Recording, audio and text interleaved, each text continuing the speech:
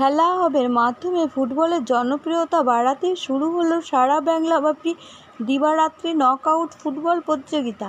শনিবার দক্ষিণ দমদম পৌরসভার অন্তর্গত লক্ষ্মীনগর পূর্বাঞ্চল সংঘের মাঠে উদ্বোধন হয়ে গেল ফুটবল প্রতিযোগিতা, যার আনুষ্ঠানিক শুভ সূচনা করেন মন্ত্রী ও দমদমের বিধায়ক ব্রাত্য বসু, দক্ষিণ দমদমের পুরসভার পৌর প্রতিনিধি সুরজিৎ রায়চৌধুরী ও রীতা রায়চৌধুরী।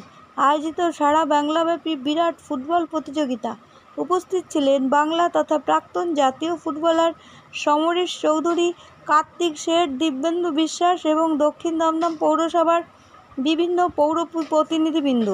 মন্দিরে নয়, মসজিদে নয়, দলে দলে ফুটবল, এই বার্তাই দিলেন সুরজিৎ রায়চৌধুরী ও রীতা রায়চৌধুরী। স্বর্গীয় পানু রায়চৌধুরী স্মৃতি চ্যালেঞ্জ কাপ এই ফুটবল প্রতিযোগিতা মোট 16টি দল অংশগ্রহণ করে। বিজয়ী দলের জন্য আর্থিক পুরস্কার ও ট্রফি এবং বিজেতা দলের জন্য স্বর্গীয় শিবু চক্রবর্তী স্মৃতি চ্যালেঞ্জ ট্রফি প্রদান করা হয়। এই ফুটবলের প্রতিযোগিতা দেখতে উৎসুক দর্শকদের ভিড় ছিল নজর কাড়া। তারই এক ঝলক দেখে নিন আমাদের নিউজের মাধ্যমে। এই দমদমের মানুষকে অভ্যাস করানো, দমদমকে পাল্টানো, দমদমের মানুষকে আজকে উল্টোরথের দিন বাংলার বুকে দাঁড়িয়ে আক্রমণাত্মক ফুটবলের যে নতুন করে এক স্মৃতির তাড়না তৈরি করে স্মৃতির অলিন তৈরি করেছেন, সেখান থেকে আজকে আমরা গর্বিত যে সমরেশ চৌধুরী অর্থাৎ পিন্টু চৌধুরী তাকে বরণ করতে পেরে। বাংলার ফুটবলের ঐতিহ্য আর ইতিহাস সেখানে নতুন করে মাননীয় উদ্বোধক,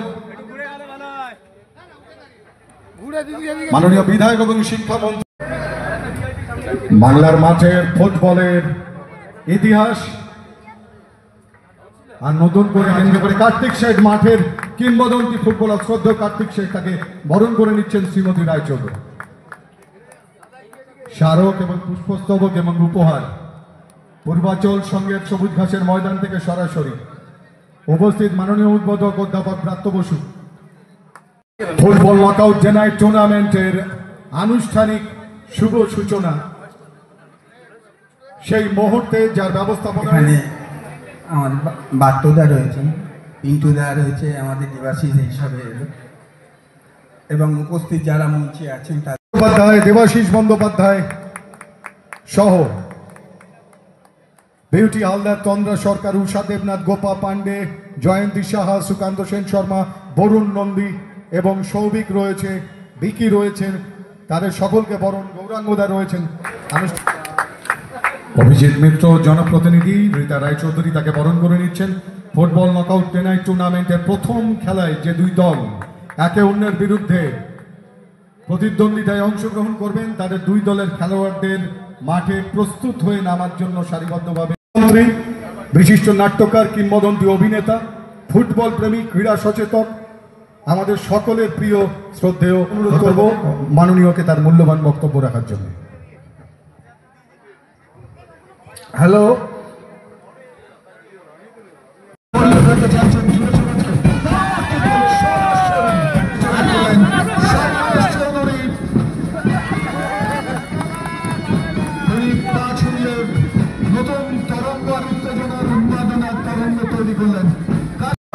খুব ভাগ্যবান যে ব্রাত্য বসু আপনাদের এই অনুষ্ঠানে এসে উদ্বোধন আজকে এই খেলাটা করবে। অসংখ্য ধন্যবাদ। নতুন করে ফুটবলের আরো একটা মহাসংগ্রাম পূর্বাচল সংঘের সবুজ ঘাসের ময়দান, পায়ের পূর্বে যাদের আগুন জ্বলে ফুটবলের মাঠ আর ক্রীড়াপ্রেমীরা তাদের ফুটবলের যোদ্ধা। এক সময় বলেছিলাম বাচ্চাকে যে আপনি এগুলো কি করে বলতে পারেন, বললো যে আমি যেগুলো পড়তাম না, এটা পড়াতে আমার এগুলো মনের মধ্যে থাকতো, যে প্লেয়ার দেখতাম তাকে, আমার যে 23 নম্বর জার্সি সেটা উনি আমায় বলে দিয়েছিলেন যে কার্তিক তো 23 নম্বর জার্সি। বললাম এটা কি 10 বছর। আমাদের সকলের প্রিয় আর ক্রীড়া অনুরাগী এবং ইস্টবেঙ্গলের একজন বড় সমর্থক, মানে আমি যেটুখানি জানি ইস্টবেঙ্গল মাঠে তন্দ্রা সরকার, জয়ন্তী সাহা, সৌভিক, উষা দেবনাথ, গৌরাঙ্গদা সহ অন্যান্য যারা রয়েছেন সবাই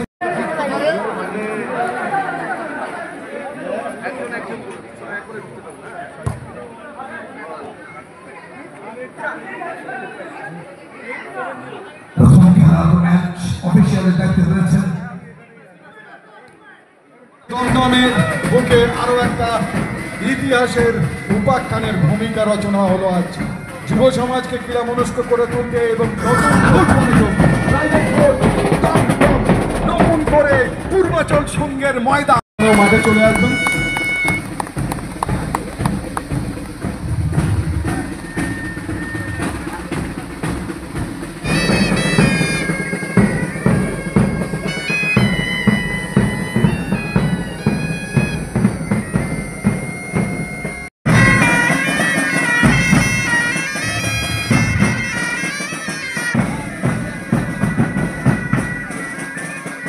ভাঙা পায়ে দেখি খেলা কীভাবে হয়। তো আমি সেই নির্বাচন বা রাজনীতি ওইখানে যেতে চাইছি না। আমি বলতে চাইছি যে খেলা হবে, এটা আমার এখানে কাউন্সিলর স্লোগানটা দিয়েছে পলিটিক্যাল উদ্দেশ্যেই দিয়েছে, কিন্তু উদ্দেশ্যটা খেলাই। খেলা হচ্ছে তার প্রয়াত দাদার নামে একটা টুর্নামেন্ট করেছেন, সেখানে এই সমরেশ চৌধুরী, কার্তিক শেঠ, দীপেন্দু বিশ্বাসের মতো আমাদের ভারতীয় খুব নামকরা বিখ্যাত কিংবদন্তি ফুটবলাররা এখানে এসেছেন। এটা আমাদের দমদমবাসীদের কাছে আমাদের কাছে খুবই আনন্দের দিন একটা, এইটা আমি আপনাদের বলতে পারি। ফলে এদের নিয়ে সবাইকে মিলে আসলে খেলা হবে। 2026-এ নির্বাচনকে লক্ষ্যমাত্রা দেখে কি আজকের এই টুর্নামেন্ট? দেখুন, সব কিছু কি লক্ষ্যমাত্রা দেখে হয়? এরপর আপনি বলবেন এটা কি 31-এর দিকে তাকিয়ে ইলেকশন এই টুর্নামেন্ট বা 36, তা তো নয়। খেলার মতো হয়, নির্বাচনের মতো আসে যায়। এখানে মমতা ব্যানার্জি যতদিন আছেন ততদিন তিনি যদি না প্রধানমন্ত্রী হয়ে যেতে না হয়, তিনি আজীবন মুখ্যমন্ত্রী থাকবেন। ফলে আলাদা করে কোনো পলিটিক্যাল পারপাসে আমাদের খেলার টুর্নামেন্ট করার দরকার আছে বলে আমার মনে হয়। খেলাধুলা নিয়ে কি বার্তা দেবেন? খেলতে হবে। ফুটবল হচ্ছে আমি মনে করি তৃতীয় বিশ্বের সবথেকে উপযোগী খেলা, এবং ফুটবল সারা পৃথিবীর সবথেকে বেশি দেশ খেলে। ফুটবলই বাঙালির খেলা।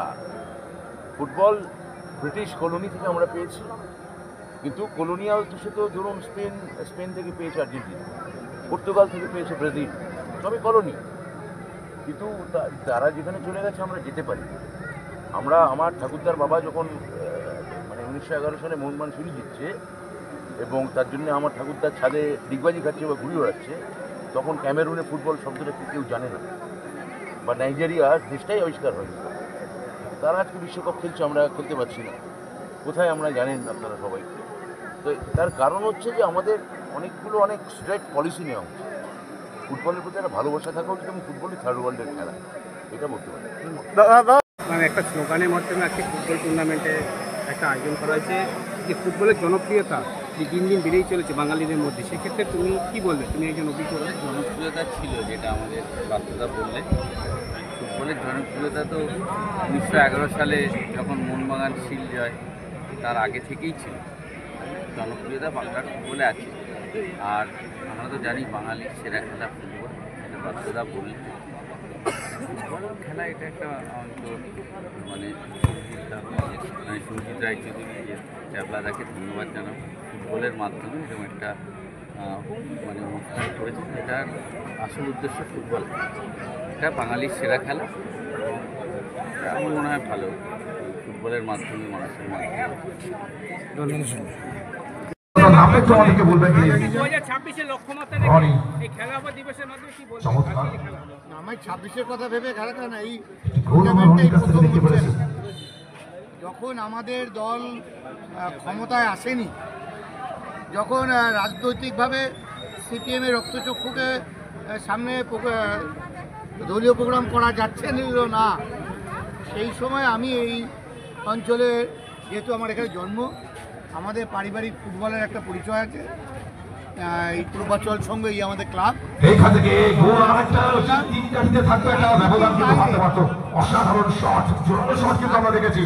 কারণ তখন মন্দির মসজিদ নিয়ে ঝগড়া হচ্ছে, তার জন্য লেখাটা হলো মন্দিরেও নয়, মসজিদেও নয়।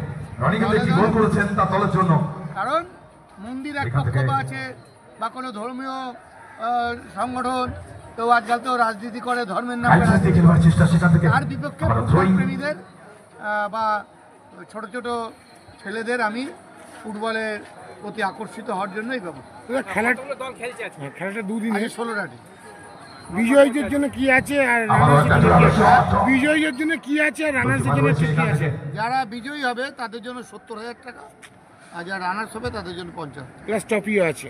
ট্রফি তো আছে, তারপর হাইস্ট স্কোরার আছে, খেলা আমরা সবশেষে কিন্তু উপভোগ করছি। বেস্ট গোলকিপার আছে, এই আর যা যা আমাদের ক্ষমতার মধ্যে যতটুকু সমস্ত খেলোয়াড়রা ব্যবধানকে সমান করার চেষ্টা কিন্তু রয়েছে, ওইটার চেষ্টা চালাচ্ছেন। আজকের এই টুর্নামেন্টে কি বিদেশি খেলোয়াড় রয়েছে কিছু? হ্যাঁ, দুটো টার্গেটে বল ছিল, ওইরকম অসাধারণ দুটি সেভ দিয়েছেন তার দলের জন্য।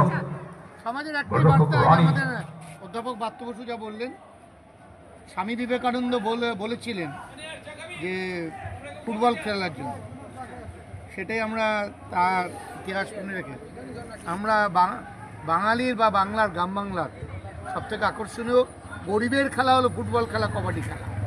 আমরা সেটা ভুলে যেতে চাই। এই যে সবাই চাইছে সবার ছেলে সচিন হবে, সবার ছেলে সৌরভ হবে, কিন্তু সচিন সৌরভ করতে গেলে যে ইনভেস্ট করার ক্ষমতা নেই, মাঝপথে সচিন হারিয়ে যায়। কিন্তু ফুটবল যদি একটা কিনে দেওয়া যায়, যে কোনো জায়গায় সে ফুটবল। আজকালকার মানুষ বাচ্চারাও ফোনের জগতে ঢুকে গেছে, এই খেলাটাকে নতুন করে যে আবার এ হচ্ছে কি বার্তা দিতে চাইছেন? আমি বাচ্চাদের আর আমাদের এই মাঠে ভাস্কর আমরা কিন্তু এই গোলকিপারের আর আমাদের এই মাঠে পারফরম্যান্স কিন্তু আমরা দেখতে পাচ্ছি অসাধারণ। কিন্তু এরপর আমি আরেকটা দলের জন্য এক গোল কিন্তু দিয়েছেন, দমদমের সবথেকে বড় অ্যাস্ট্রোনট আমরা দেখেছি 10 নম্বর ওয়ার্ডে দুটি আবারও সেফ তার কাছে আমরা দেখলাম। করব আপনাদেরকে জানিয়ে রাখলাম, আপনারা আসবেন। ধন্যবাদ, থ্যাংক ইউ।